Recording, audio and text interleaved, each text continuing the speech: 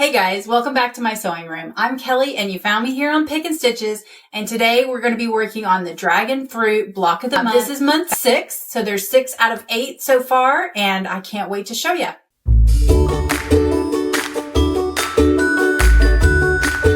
Alright guys, you know I've kind of been on a little bit of a break lately. I'm trying to get caught back up with everybody. So it has been so nice that I have everything in these little bins. It makes it super easy to walk in the middle of a project and get things done. I pull out exactly what I need, and then when I'm done, I put it all back in the box. The only thing that didn't fit in this box from this kit was those big, huge papers, but everything else is in here, and that's made it super easy. So this month, we're going to be making these 4. These are all pretty straightforward. I did use my 4 at a time flying geese method. Well, I say mine. It's not mine. The 4 at a time flying geese method that I love so much. So there are papers included. That is part of this quilt kit, but that is not the way I chose to make it, and I had plenty of fabric to do it the other way. So let's jump right on in. Okay, so I have everything cut out and ready to go. I've got my pages pulled, and I actually had to use 2 design boards because I had so many pieces here. So we'll start with the log cabin. And this was all of my extra material. Again, I feel like the Fat Quarter Shop has been really generous on these blocks, and we've got lots of extras. So I've got my pages pulled, and the first thing I'm going to do, make some room, is just fold my creases in. So we've made these blocks before. This will be a little bit of a review, but I figured it's been a couple months since we did one because we skipped it last time since it was blocks we'd already done. And I'm getting caught back up.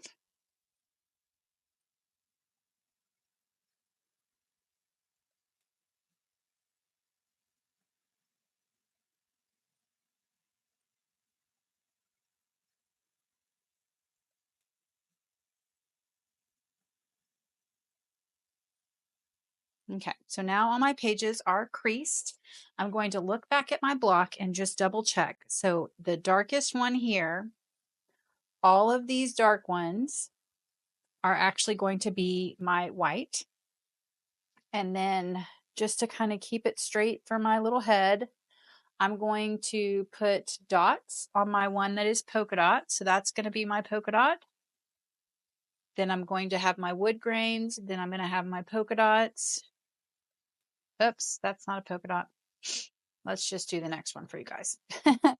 Good thing I have more than one. Okay, so 6 and 3 are not. Those are going to be my wood grains. 7 and 10. What's wrong with me? Okay, guys, I had to take a step back for a minute and remind myself that these papers are actually going to be the mirror image. So that's why it looked backwards. So I've put my blocks in order. We're going to have our polka dot is placement 1. Then our white is 2 and 3. Our color is 4 and 5, 6 and 7, 8 and 9, 10 and 11, 12 and 13. So I've got all of those in order. Now I'm going to take my glue stick and I'm just going to place piece 1 where I can see that shape is. And I'm just going to make sure that that's face up because, again, it's kind of seems counterintuitive to put anything face up in our sewing room.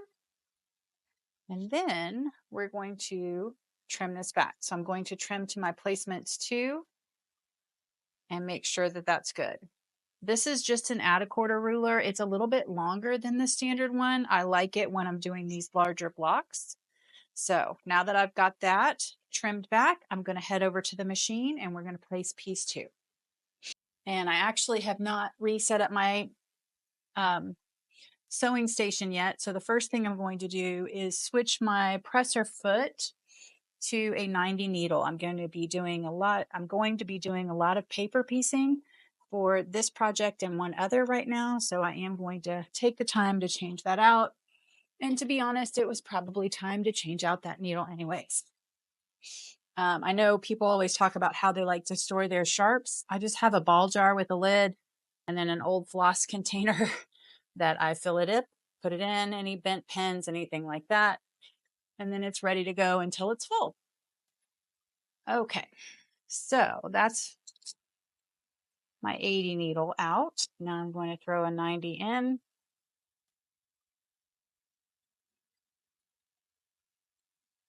And I just really like these 90 needles for the paper. It makes the perforation a little bit larger, and so it's easier to tear apart when you're done.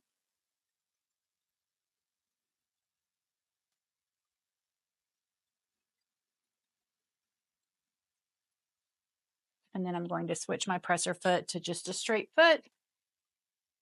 Ow, stab myself. Okay. Okay, so now we're ready to go.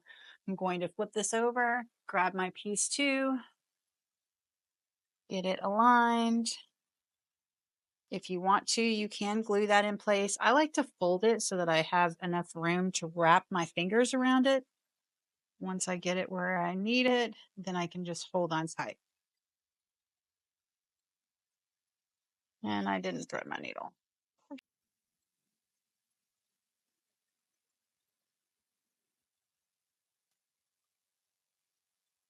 Okay, now we're finally ready to go. I'm going to look back at my piece, make sure that it's still aligned where I want it. I'm going to sew a little bit before the line and a little bit after the line. And I'm going to drop my stitch down to like a 1¼ That's really tight. If you guys drop your stitch that short, it's going to be darn near impossible to rip your seams. So if you have a mistake, you're probably going to have to start over. We're just going to sew right on that line. I'm going to finger press this open, and I'm going to use my little roller so I don't have to go back and forth to the ironing board quite so much. So now I'm going to sew on line 3. And I'm just going to bring a little cutting mat over here so maybe I can save us some trips back and forth. This is the log cabin block, and I will tell you, this one is one of those that you just go back and forth and back and forth and back and forth. And it kind of makes me crazy, but it turns out so beautiful when you're done. So I'm just going to trim that to 1/4 inch. It's really not that much, but I don't want the extra bulk in there. And then I'm going to grab piece 3 and I will align it and sew it on. Now I did cut all of my pieces for this block a little bit wider. I found that with these 6-inch blocks, I really like having a little bit more space. So I ended up cutting all of these to 1 3/4 instead of the 1.5 inches.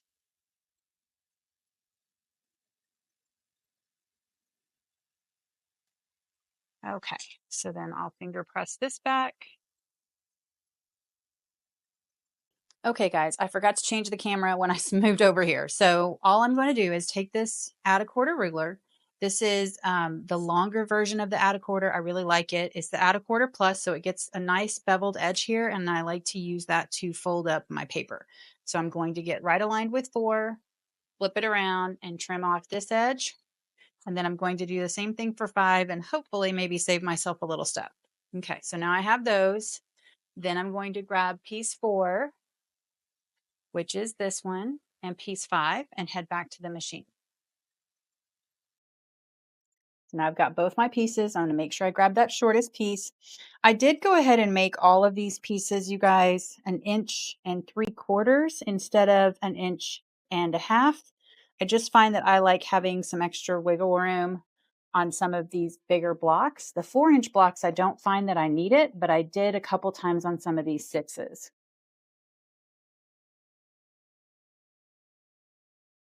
Okay, we'll finger press that open. It did drift on me just a little bit, so definitely make sure that you're holding it tight. But because I'm about to trim this, and this is not a directional print, I'm okay with that.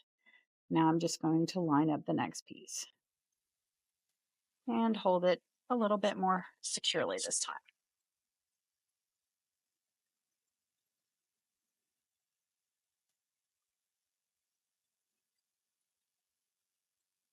Okay, now we'll head over to the, look at it again, you guys. What's wrong with me today? All right, we're going to see if I can rip this. Do as I say, not as I do, right? It's okay, I have tons of this fabric left. So if I have to start over, that won't be the end of the world.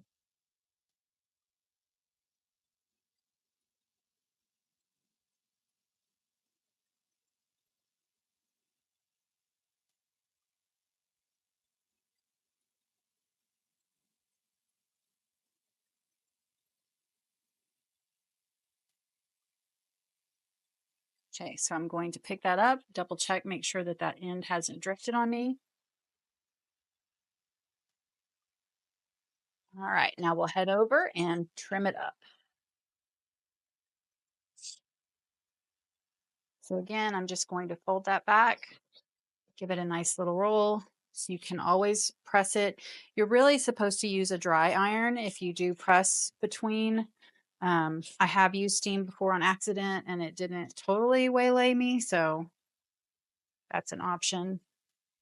Okay, so now I've got these trimmed down. I'm going to add my next two pieces, which are going to be our white. We're going to get piece 6 and piece 7 to put on these two sides. So piece 6 and piece 7, and we'll head back to the machine.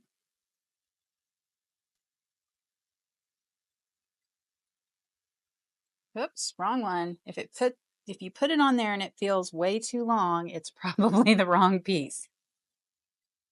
Okay. So again, I'm going to drop my needle, check my placement since these tend to drift on me a little bit.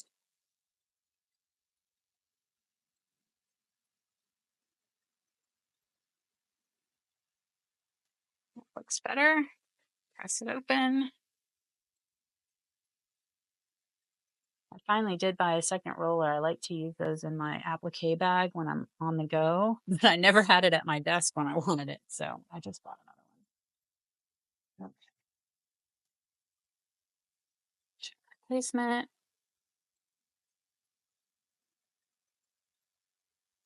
All right, let's go press and trim it. Okay, so I'll fold that up, press it out, and we'll trim. That was 6 and 7. So now we're on to 8 and 9.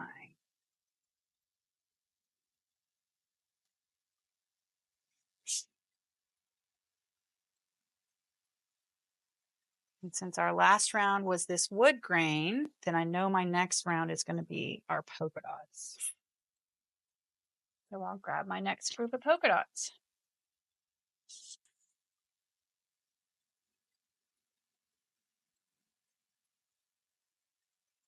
Okay. So we're over to piece 8. This is actually coming together quite nicely, guys. Sometimes I feel like these are really not really slow and tedious, but if you can get 2 at a time, it sure does make it a little easier. Drop my needle, check my placement.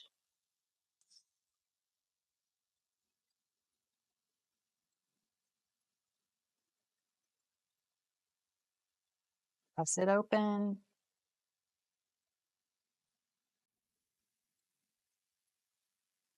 And we'll do this other side.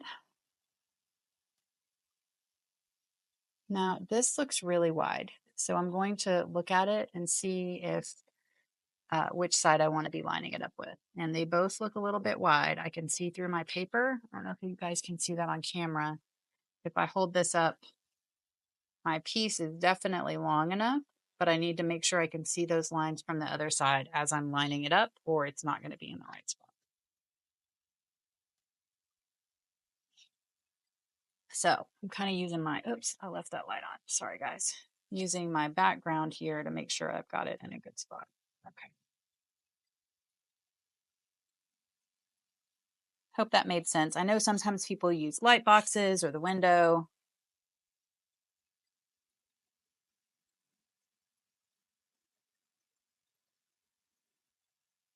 Okay, we'll press that and then we'll go cut it. And this is a very accurate way to make all these shapes. I will say, if you're one of those people that it drives bonkers to 10 and 11, Kelly, I can't talk and count at the same time. If you're one of those people that does not like to waste any fabric, then this might not be the method for you, because there is, a little bit of trimming. I'm kind of making a pile of everything that I've trimmed off of this block just so we can all see it at the end. Because it does have a little bit of excess. But I have found for me, it makes my blocks the most accurate in the least finicky way possible. Okay, so now we're going to do our whites. So I'll get piece 10 and 11, I believe. We'll head back to the machine. So piece 10 is going to go over here. Perfect. And then I'll flip it over. Drop my needle, check my placement.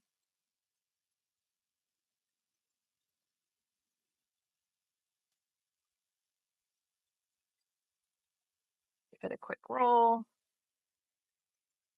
Yeah, guys, I think on the last video I was ironing between every step and it sure did make me insane. Okay, so again, not going to go all the way the length of my fabric. So I want to make sure this is the trimming line. So I want to make sure that my fabric at least goes to that trimming line over here so that I have enough to trim it up square. And then we'll flip it over. Drop my needle.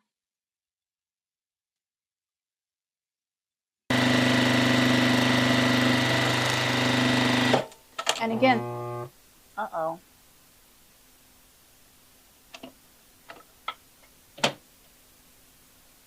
What did I do, ladies and gentlemen? Did y'all hear that? That's a bad sound. That usually means that my needle is going to be bent, although it doesn't appear to be. I'm going to leave the needle out of it, let it go through its cutting motion. And if you don't want to see jukey maintenance, you can fast forward through this, but I know a lot of people like to see and hear and whatever. So generally, whenever I change my needle, I always do try to double check and use this wheel over here on the side to wheel it up and down and make sure that it has good clearance. That sounded like it probably hit the plate, although it had me startled and I wasn't really looking. My bobbin looks okay.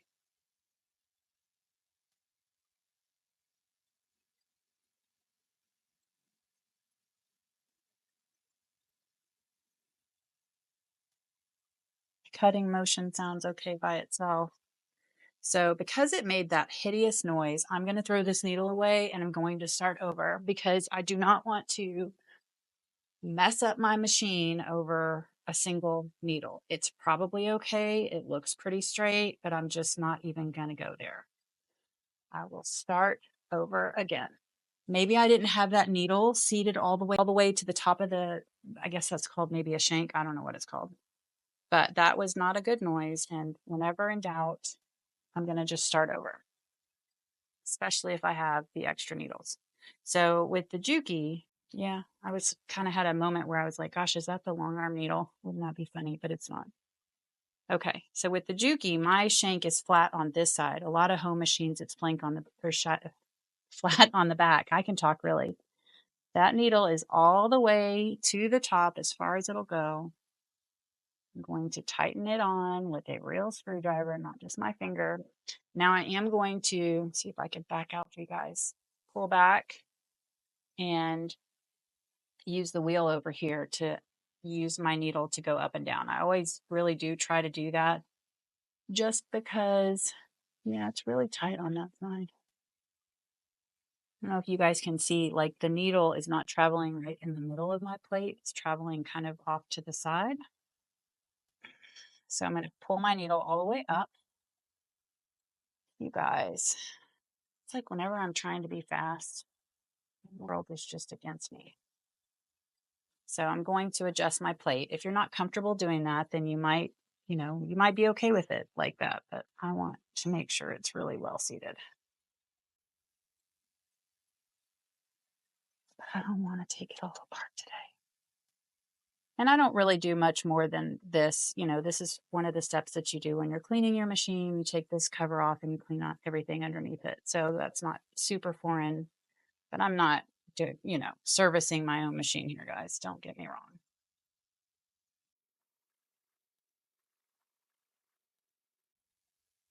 So that was me cutting the thread here. So that should be fine.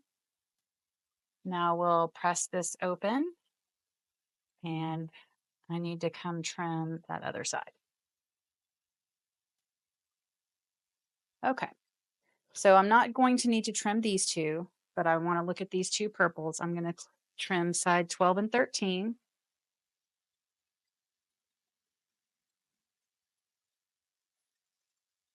Oops. this corner.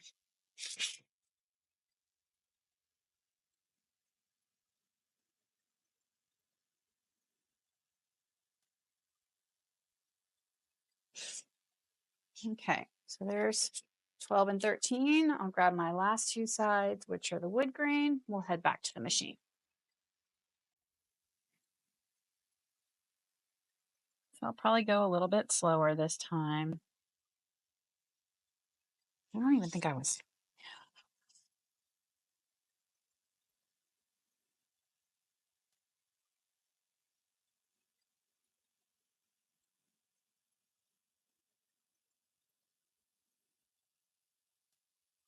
I'm going to sew right off the edge on that one. And now I'll press this. And you can see this one, I didn't quite get all the way to the edge of the paper, but where my line is, I'm past the line. So as long as you're past the line, you'll be okay.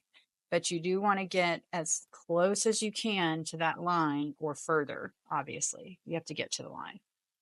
Okay, and our last side here, I think I had one little piece that I cut at 1.5 inches instead of 1 3/4 inches. So that was that piece.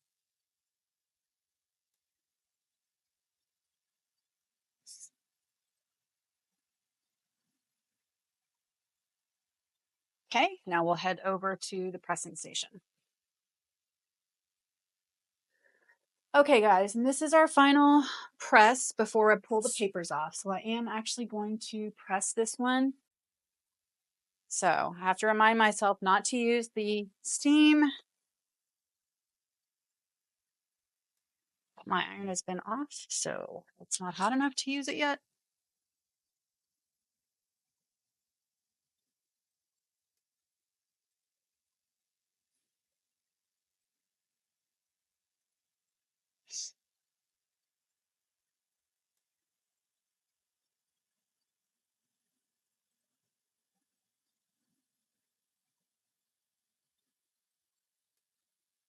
You guys, I'm so used to looking for my 4.5-inch block. This is going to be a 6.5-inch block, so I need the 6.5-inch ruler to trim it up.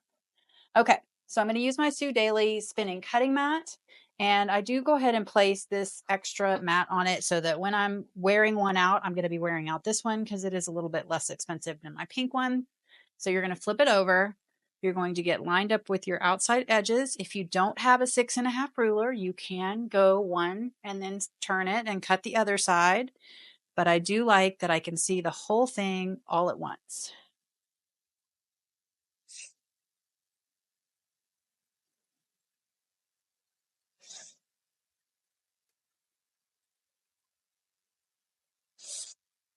And now that is trimmed.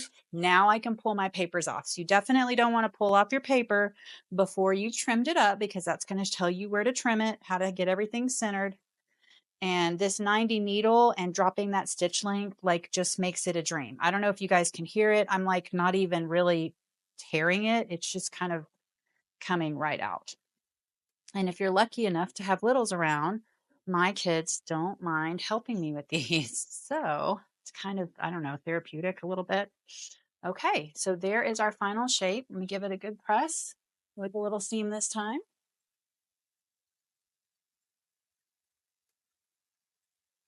All right, so we're gonna make 4 of these. So that 3 more times, and let's get into our other blocks. Okay, so next we're gonna do the courthouse steps. So that's going to be this block. We'll do the same thing. I'll use this add a quarter ruler to crease it. And we'll pretty much be adding our sides 2 at a time like we did with our log cabin. And we're going to make 4 of these.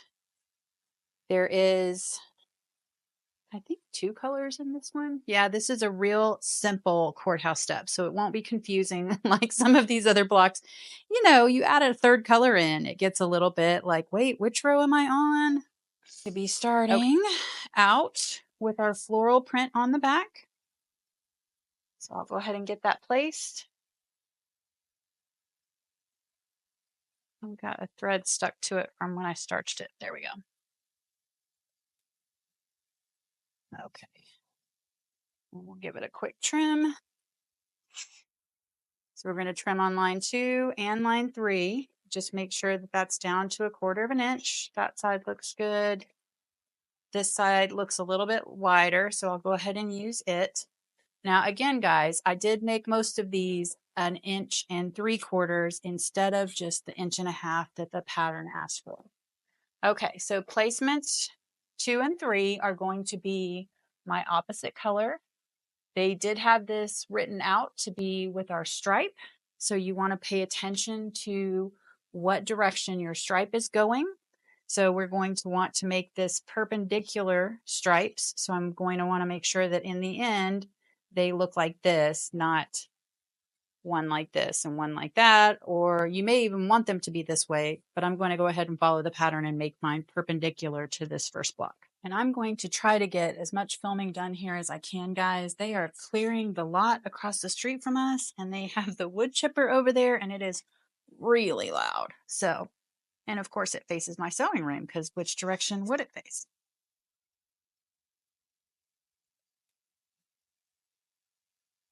Alignment looks good. Flip it over. I'm going to finger press it right out of my way and do the other side. Just make sure that I'm still perpendicular. Okay, now we'll go trim it up. Okay, so I'll go ahead and roll these guys out. And now we're going to go back to our trim it and then floral print. So we're going to do 4 and 5. If you do, you can do 4 and then 5, or 5 and then 4. It'll all work out.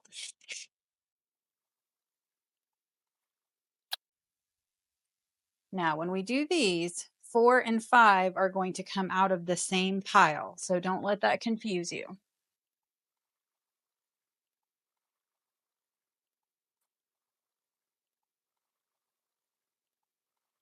Okay, let's go press and cut.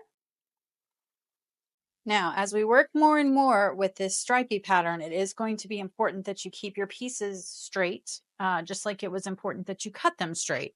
Or you could have cut them maybe in a different direction so that it wouldn't be as obvious if they were not straight. So if that's the kind of thing that bugs you, pay attention to it. If it really bugs you and you want to avoid it, then maybe cutting those pieces out a little bit differently and not going 100% straight up and down perpendicular would be easier to manage. So now we're going to do piece 6 and 7, which is the same piece again. We'll head back over to the machine. So I've got piece 6 and 7. So again, I'm going to want to make sure that my stripes are going the same direction. If you really want your stripes to line up, you could make these pieces slightly larger and you could glue them into place. I do not believe I'm going to go to that much trouble. I'm just going to make it happen. I'm kind of in a get her done kind of mode. I am going to drop my needle, make sure that my stripes are straight though.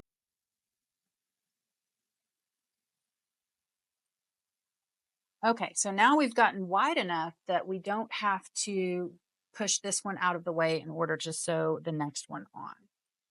So it's a little bit easier to maneuver. And now we'll press and cut.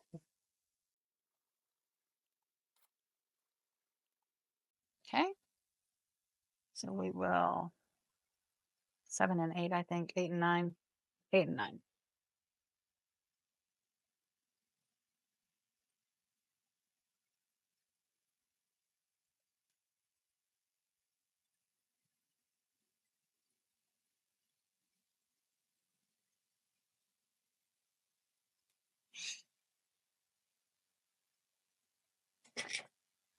So now we're going to do our floral 8 and 9s.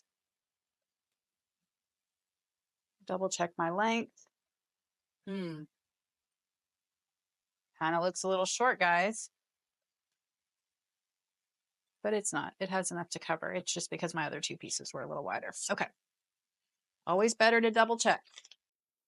So because these are a little longer, you could actually trim this first if you wanted to. I'm not going to do that. I'm just going to look at it through my paper. I know that's kind of hard to see on camera, but I can see that I'm covering this line to this line.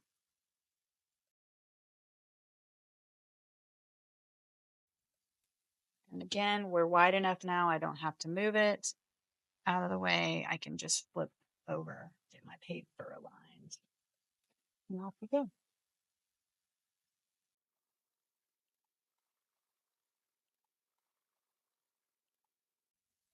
Okay, this is going to be our last round of stripes.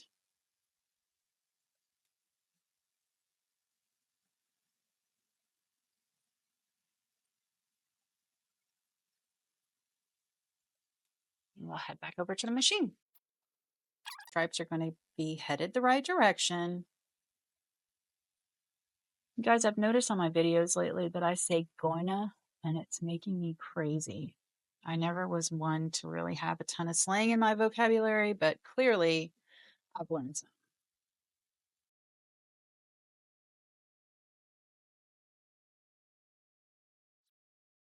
I will fold this out. And I think without those lines actually lining up, it still looks totally fine, you guys. You'll have to tell me, oh, wow, I didn't mean to do that, but look at that. Now it's going to make me crazy on the other ones. Perfectly imperfect. Come on. Could you not have lined up at all, please? Okay, so 13 and 12.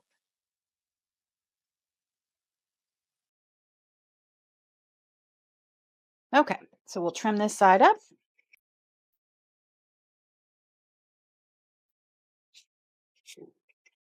And we'll on to our last two sides. So this last floral piece will be the end.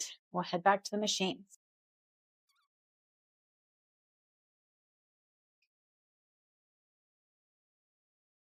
And again, you probably could get this done with that 1.5 inches, but I just like to have a little bit more in my margin.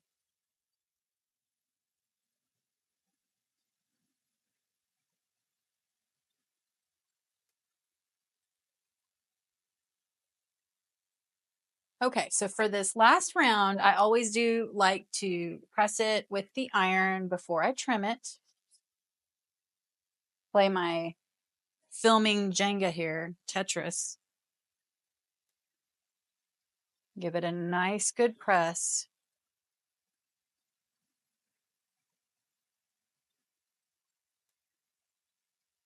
I don't know how people sew without steam, you guys. It makes me a little bit crazy to not use steam. Okay. So that's going to be our finished block. We'll flip it over, trim it to size.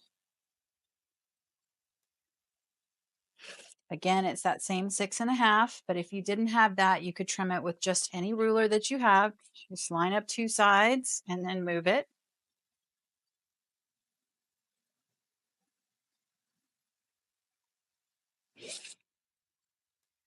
All right. And now we can pull off our paper.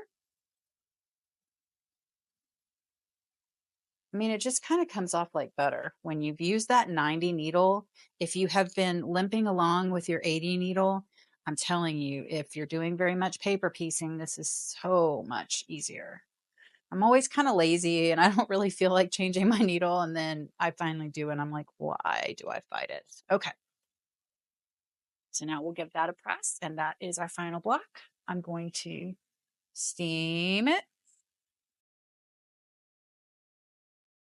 All right, we'll make 4 of those. So we have our first 2 blocks done now. We're going to move into this grape block next. Okay, so for our grape block, we're going to get to do these kind of fun economy blocks. So we'll make sure we crease all of our lines. Probably tired of hearing me say the same instructions, but it's fun to do. Okay.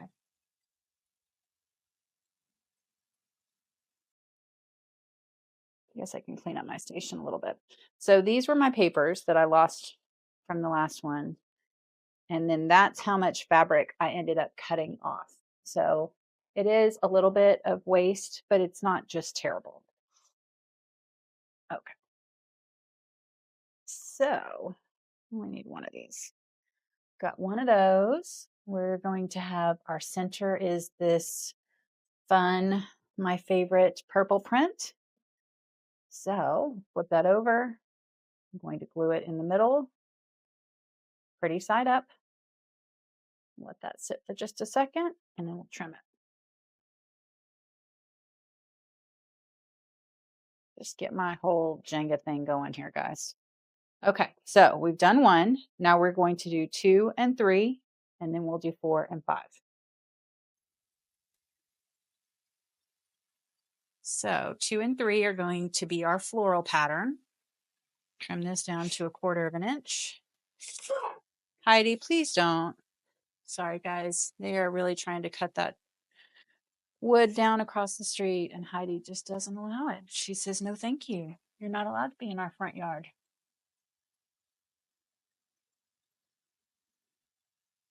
I'll go ahead and get all 4 of these because they're all 4 going to be this color. So we'll head over to the machine and stitch these on. Okay, so 2 and 3 are going to be first.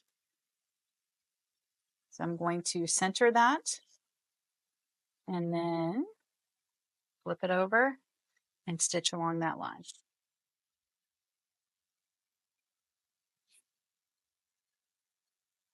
And again, I like to start a little above the line and sew a little past.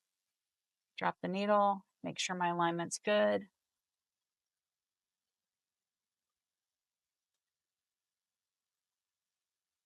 We should be big enough here that I don't have to press it before I sew the other side on. So that's nice because it kind of saves you a step, especially if you don't have a roller.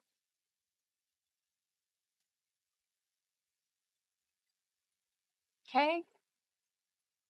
Well, you guys, I did it again. I forgot to move my camera angle. Okay, so we did 2 and 3. So now I just pulled this up and then I flipped my ruler around, trimmed it off, pulled this side up, and then trimmed it off. So now we'll head back over to the machine and we'll do the other 2 corners. You know, I have to say, I've really enjoyed being in the garden, and I actually didn't plan to like take a hiatus from sewing. Um, and I'm kind of really working hard here to get caught back up again, but it's been really nice to be back in the sewing space. It's been kind of hot, kind of humid, and I'm getting caught back up.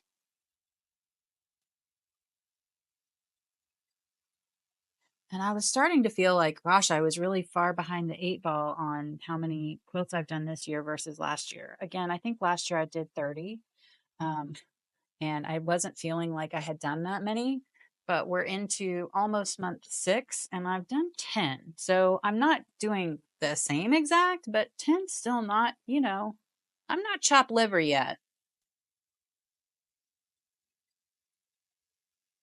Now I do have 3 waiting their turn on the long arm. So there's that, but okay, I changed the camera this time so we can all see it. So I'm just going to fold it out, press it back, fold it out, press it back. And you could do something really fun, like a little fussy cut in here, but that wasn't part of this pattern and I have not made that big step. So we're going 6 and 7, or you could do 8 and 9. As long as you pick opposite corners, you'll be fine. And give that a quick haircut. And then this last 4 pieces is going to be my favorite print.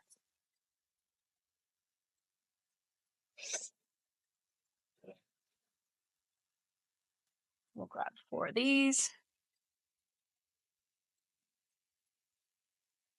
And back to the machine we go.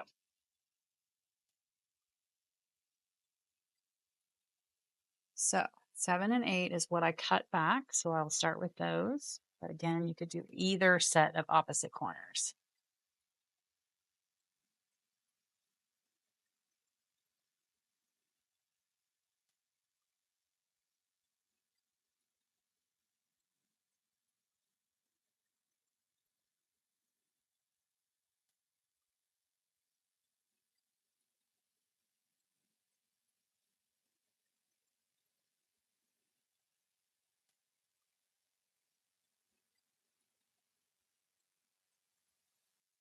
Okay, so that's all trimmed up now.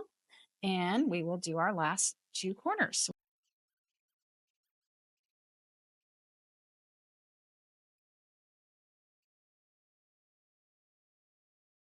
So now we've got our last 2 sides. So I can go ahead and press this with the iron. Stay with the dry iron until we trim it up.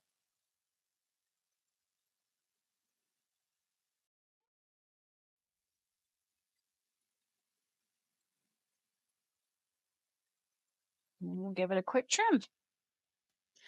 So after doing, the courthouse steps and the log cabin block, these always feel so fast to me and they're so cute. I kind of like them a little bit more. Don't get me wrong, it's fun to do the more complicated blocks like the snail trail and all of that, but it's kind of nice to just be quick and easy too. And this would not be quick and easy if you did not have, well, okay. They would not be quick and easy for me if I did not have the paper. Maybe they would be quick and easy for you. But I'm kind of, a little bit relaxed in my cutting. It doesn't have to be 100% spot on. Oh my goodness. Just works out.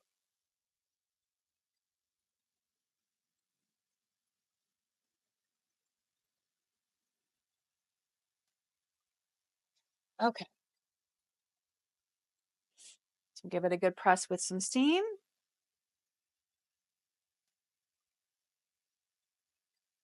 And there we have it, guys. That's 3 of our 4 blocks for this month. So you would make 4 of each of the ones that we are making, but this is the 3rd one for this group. So our last block that we're going to be making together today is our flying geese block. And somebody commented the other day in one of my videos, they're like, oh, I've never seen your 4 at a time flying geese method. This is not my flying geese method. This is definitely somebody else's. I cannot take credit for it at all. But what I did was, and I'll put a link in the description for you guys, there is a cheat sheet over on Fat Quarter Shop that will tell you exactly what you need to make what we are trying to make. So we're trying to have a finished size of a 3 by 6 inch flying goose. I am just choosing not to use the paper. So I've made 1 square 9.5 inches and 1 square 8 inches. So my bigger kind of outside of my flying goose, which is going to be the outside here, needs to be my bigger piece. So now I've got this set up, ready to go. And the first thing I'm going to do to just make my life a little bit easier is going to deviate from there. I just said it again, you guys. I said I'm going to line up all 4 corners. So corner, corner, corner, corner. And I'm going to make sure that it's mostly centered. And then I'm going to cut it in half. Okay. Then I'm choosing to use pins this time just so it doesn't dance around on me. I'll throw 2 pins on each side because I find that this just saves me 1 step. So I don't have to draw all the lines. Otherwise, you could draw your 2 lines down the center on both sides. But now I'm just going to take this to the machine and sew a 1/4 inch line on each one. Okay, guys, I forgot to change camera angles. It's just like been a day. So I've got my 2 sides. I've sewn a 1/4 inch from where I had them cut in the middle. Now we'll head over to the machine and press them. So I'm going to press towards my larger size. So for this one, it's going to be pressing towards the stripe. Sometimes if you're doing this with a white fabric, it might feel a little bit confusing, but we want to press towards our larger size.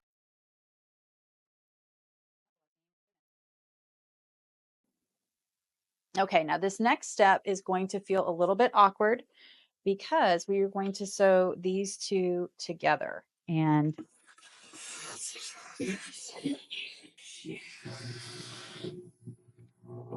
I didn't know you could do that. I guess I got my Steam button. I guess there's a lock on it. Learn something new. Okay, so we're going to sew these together, and your tendency is like, oh, these nests, I should sew it here, but that's not what we're going to do. We're going to line up the corners and the corners. So these are not going to match, and that is exactly what we want.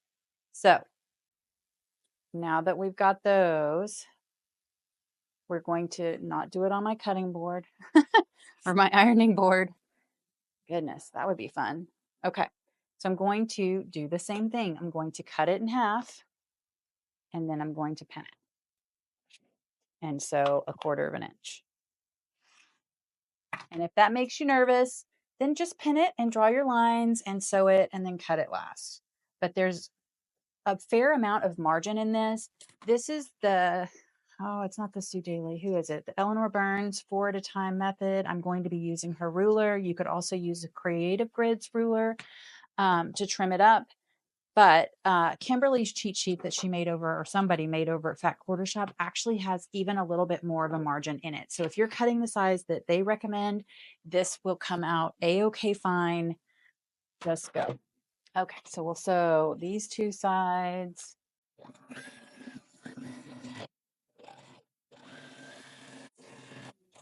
So we are going to clip this towards this center seam between this purple section and this purple section. So I'm not going to get into my seam itself. I'm just going to trim right up to the edge. So I'm going to try and really get close for you guys and see if you can see that. I'm just going to snip, and that's going to be between just after that purple seam and just after this one. So I'm going to do both of these really quickly. And now when I press these, I'm going to actually press towards this purple stripe again. So that's little snip is what's going to make both sides press the correct direction. Give it a little seam. So this is the shape you should have now. Points will not touch. It's got a little bit of a spinning circle there. That's okay. I have a little bit of a thread from my starch bowl. Okay. So same thing. So we're just pressing away from the center of our flying goose. If you can think through all of that in the moment, great. But for me, I like to look at the pattern and just see which direction I need to press. So again, I have a couple of these flying goose rulers. This is from the Quilt in a Day line. I like them because they're simple. I've also got the Creative Grids ruler, and I like it as well. It just isn't quite as simple in my brain. So that's why I like this one. It has fewer lines on it. So this one I'll make 4x8 and a 2x4. Here we've got 3x6 and 1.5x3. So what I'm going to do is take my 3x6 finished geese size, and I'm going to line it up with my point. Okay, once that's lined up, then I know I'm going to cut it in half. This is the one I'm trimming up right now. So now I can do all of my sides.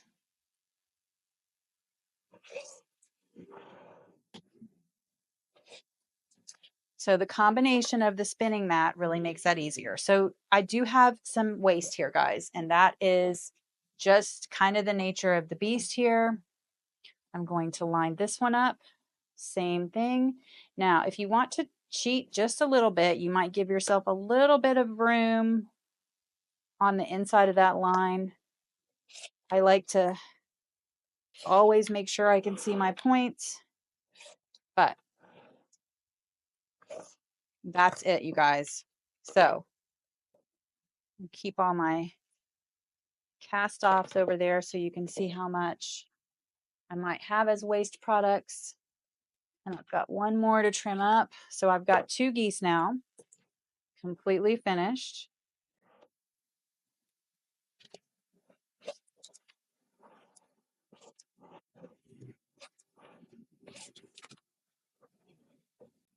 Three geese and 4. And so I really just feel like this is a lot faster for me than the paper, or even some of the ways that we've been sewing them in the sew sampler lately. I mean, again, you have to have bigger pieces of fabric to start. And so sometimes you can't do that with pre-cuts, and that's okay. It's good to know how to do it with other things. But now I have 4 flying geese, and tell me that that would not have been super handy on that Dahlia's quilt, or the other one. What was the other one? Cheerful. Those both had a lot of flying geese in them. So that's the 4 at a time. You can also use the papers. This was my excess on the 4 at a time method. So I do have some fabric waste here, guys. That's not quite going to be the 1.5 inches that I like to keep for my scrap pile. And honestly, I'm drowning in scraps right now. So the other thing to think about is that these are going to be going one direction, and these 2 are going the other direction because we had this stripe. I'm okay with that. If that's not something that you're okay with, then you may want to do a different method so that you can place your colors slightly differently. But for me, I'm totally cool with this one because I can do these two on one block and I can do these two on another block because I know how this quilt is going to work out. If these were all in a row up and down a quilt, you might not like that at all. So something to consider. So that is our third block for this month. No, our fourth block. So we're going to make 8 of these. So we'll make one more set. Okay guys, that's a wrap on month 6. I hope you guys have enjoyed this video. I do love getting to do these tutorials with you. If you have anything else, any other questions, definitely let me know. If you like watching any of my unboxings or some of these tutorials, please do hit that like and subscribe button. It helps me out a ton. And until then, I will see you guys next time.